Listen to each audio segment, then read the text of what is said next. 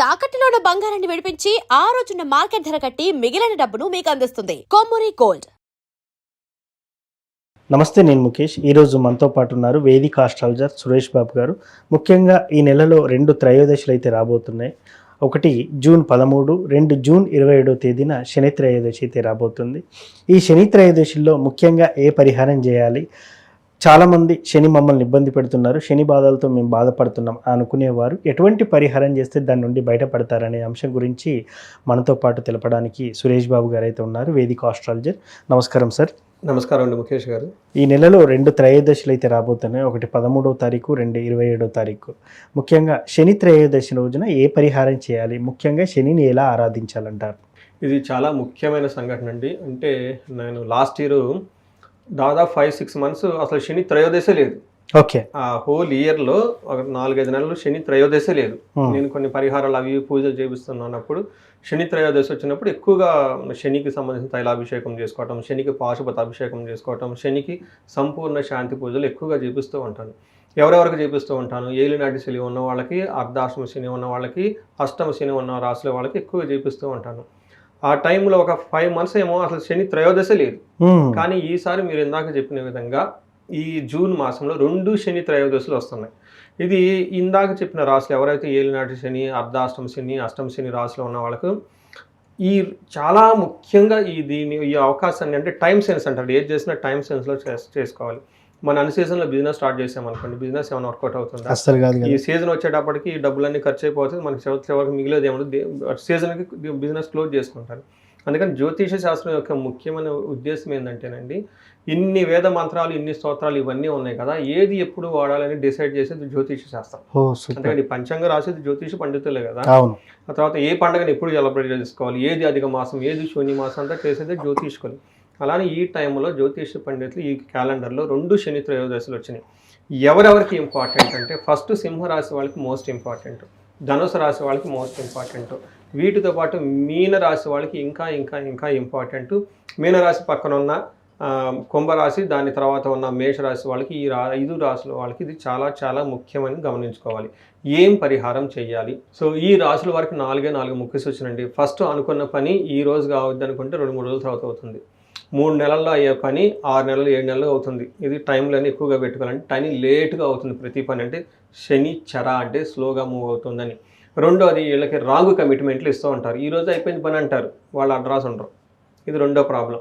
మూడో ప్రాబ్లం ఏంటి, వీళ్ళకి మిస్అండర్స్టాండింగ్ చేసుకుంటూ ఉంటారు. పాపం వీళ్ళు మానాన్ని వర్క్ చేసుకుంటూ ఉంటారు, నువ్వేం చేస్తున్నావు, అదేం జరుగుతుంది, ఇదేం జరుగుతుంది అని వీళ్ళని మిస్అండర్స్టాండింగ్ చేసుకొని అప్పటిదాకా ఆహా ఊహ అని తల మీద కూర్చోబెట్టుకుని వాళ్ళకి తీసుకెందేస్తారు.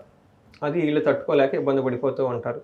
నాలుగోది, వీళ్ళకి మోస్ట్ ఇంపార్టెంట్ హెల్త్ కాంప్లికేషన్స్ ఉండే అవకాశం ఎక్కువగా ఉంటుంది, లేదా వీళ్ళని వేరే వాళ్ళు చీట్ చేసే అవకాశం ఎక్కువగా ఉంటుంది.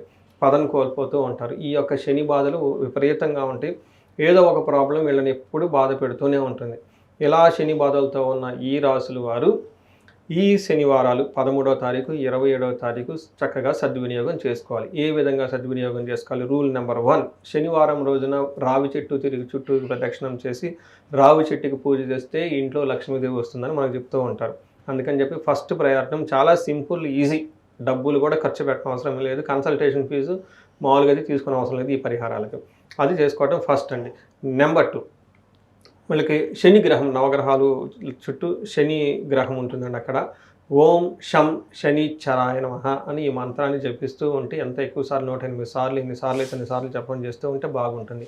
ఇంకొక బెస్ట్ అంటే సింపుల్ మోస్ట్ ఎఫెక్టివ్ పరిహారం, యూనివర్సల్గా అందరికీ తెలిసింది, నేను కూడా అది చేసుకుంటూ ఉంటాను, ఎందుకంటే నాకు శని ప్రభావం ఉంటుంది కాబట్టి. వెరీ ఈజీగా సింపుల్ ఏంటంటే 100 ml నువ్వుల నూనె తీసుకోవటం, అది కూడా కోల్డ్ ప్రెస్ ఆయిల్ అయితే చాలా చాలా ఉపయోగం అండి. బయట దొరుకుతూ ఉంటుంది, గానుగుల దగ్గర పట్టుకొని ఆ నువ్వుల నూనె ఒక 100 ml తీసుకోవటం, ఒక చిన్న బెల్లం ముక్క తీసుకోవటం. నువ్వులు వచ్చేటప్పుడు ఎక్కువగా ఇవ్వకూడదండి. అంటే మనం ఎక్కువగా టూ మచ్ ఇచ్చినా కానీ పాజిటివ్ ఎనర్జీ పోతుంది. కొంచెం అంటే ఒక 50 గ్రాముల నువ్వులు, ఒక చిన్న బెల్లం ముక్క, 2 తమలపాకులు తీసుకోవటం, అక్కడికి వెళ్ళిపోవటం, ఈ డబ్బా తీసుకొని నూనె మూర్తి మీద పోయటం, డబ్బా పక్కన పడేయటం, ఇమ్మీడియట్గా తమలపాకులు తీసుకోవటం, తమలపాకుల మీద బెల్లం ముక్క పెట్టడం, పైన నువ్వులు జల్లటం, ఇంకా ఇందాక చెప్పిన మంత్రాన్ని చేస్తూ ఒక ప్రదక్షిణాలు చేసుకుంటూ ఉంటే బాగుంటుంది. ఇంకా ఈ రోజున ఉదయము సాయంత్రము శని పిప్పలాద స్తోత్రం అని ఉంటుందండి. శని పిప్పలాద స్తోత్రం చదువుకుంటే చాలా బాగుంటుంది. వీలైతే హనుమాన్ చాలీసా, ఇవన్నీ అందరికీ తెలిసిందేనండి. బట్ చేయటం ఇంపార్టెంట్. అందరికీ తెలుస్తుంది, సోషల్ మీడియాలో చదువుకుంటారు, రీల్స్ అంతా వద్దన్నా వచ్చేస్తూ ఉంటాయి. But action, are you doing or not is the concern. ఇవి చేసుకుంటాం చాలా ముఖ్యం. ఇంకొకటి, ఫస్ట్ వచ్చే 13వ తారీఖున ఆ రోజు నాకు స్పెషల్ పూజలు నేను చాలామందికి చెప్తున్నాను, ఆల్రెడీ బుక్ అయిపోయింది. ఎన్ఆర్ఐలు వాళ్ళు వీళ్ళు శని ప్రభావంతో ఉన్నారు కదండి, బెస్ట్ ముహూర్తం ఆల్రెడీ పెట్టేస్తున్నాను నేను చాలామందికి. ఆ రోజున సర్వార్థ సిద్ధి యోగం ఉంది, అమృత సిద్ధి యోగం ఉంది. ఇది జ్యోతిష్ శాస్త్రం ప్రకారం చాలా ముఖ్యమైన సంఘటనలు. సర్వార్థ సిద్ధి, సర్వం అంటే ఆల్, ఓకే, సిద్ధి అంటే సక్సెస్. సర్వార్థ సిద్ధి యోగం, ఆ రోజు ఏ పని అనుకున్నా కానీ ఎలాంటి రిసోర్సెస్, ఎలాంటి సంపదలు మీకు కావాలన్నా సిద్ధిస్తాయి అని చెప్పేసి సర్వార్థ సిద్ధి యోగం అంటారు. అమృత సిద్ధి యోగం, మృతం అంటే ఆగిపోవటం, ఎప్పుడూ ఆగిపోకుండా కంటిన్యూస్గా ఏదైనా పని ఉండాలంటే అమృత సిద్ధి యోగంలో పనులు చేస్తారు. అలా సర్వార్థ సిద్ధి యోగం, అమృత సిద్ధి యోగం చాలా చాలా రేరుగా వస్తుంటాయండి. ఈ హోల్ ఇయర్లో నాకు తెలిసి ఒక 7-8 రోజుల కంటే ఎక్కువ ఉండవాలి. అంటే అలాంటి రోజు అంటే శని త్రయోదశి, సర్వార్థ సిద్ధి యోగం, అమృత సిద్ధి యోగం, ఇలా అన్నీ ఉన్నాయి, కలిసి ఉన్నాయి. కాబట్టి ప్రతి ఒక్కళ్ళు కామన్గా ఉదయాన్నే చక్కగా నిద్ర లేచిన వెంటనే ఫ్రెష్ అయిపోయేసి ఏదైనా గుడికి వెళ్ళేసి, మిగతా రాసుల వాళ్ళు కూడాను ఇందాక మనం చెప్పుకుని శని వచ్చేసి ఒక సంకల్పం తీసుకొని స్టార్ట్ చేసేస్తే చక్కగా సిద్ధి వస్తుందని మనం చెప్పుకోవచ్చండి. Very very good and powerful day ఈ 2 రోజులు. ముఖ్యంగా 13th is very very important అండి. సో శని ప్రభావం వల్ల ఎలాంటి ప్రభావాలు ఎదుర్కొంటాం, ముఖ్యంగా తక్షణం పరిహారం కోసం ఏం చేసుకోవాలండి, చాలా చక్కగా చెప్తున్నారు సార్. ధన్యవాదాలు. ధన్యవాదాలండి.